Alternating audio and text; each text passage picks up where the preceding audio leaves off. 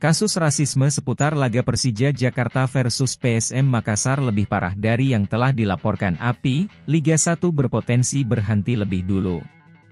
Pekan perdana Liga 1 2023 hingga 2024 menyisakan kasus rasisme yang mewarnai laga Persija Jakarta versus PSM Makassar. Kasus ini tidak terjadi di lapangan namun berkutat liar di media sosial. Setidaknya 3 pemain PSM Makassar yakni Yuran Fernandes, Yance Sayuri dan Erwin Gutawa mendapat ujaran rasisme dari warganet di media sosial.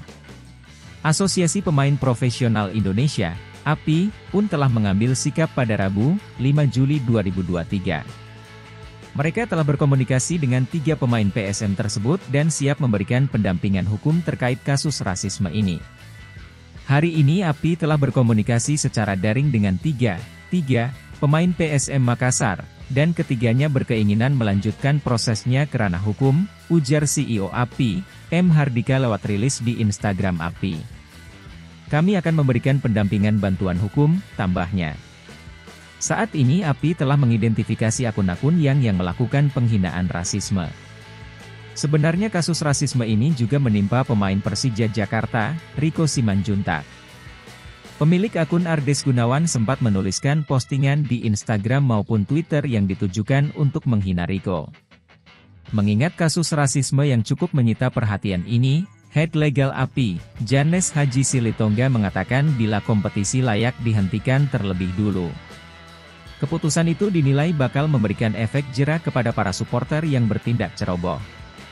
PSSI dan PT LIB harus berani dan bertindak tegas dalam rangka memberikan perlindungan kepada para pemain jika mereka menjadi korban rasisme, kata Janes Silitonga. Bila perlu PSSI dan PT LIB menghentikan dulu sementara kompetisi sampai kasus rasisme ini tidak terjadi lagi menimpa pemain. Setiap orang tidak bisa memilih dilahirkan dari suku atau rasa mana, penghinaan terhadapnya berarti juga merupakan penghinaan terhadap Tuhan, tambahnya. PSSI belum menyampaikan pendapatnya mengenai kasus ini. Sementara itu, laga Persija Jakarta versus PSM Makassar sendiri berakhir imbang dengan skor 1-1. Juku Eja unggul lebih dulu di babak pertama lewat gol Kenzo Nambu.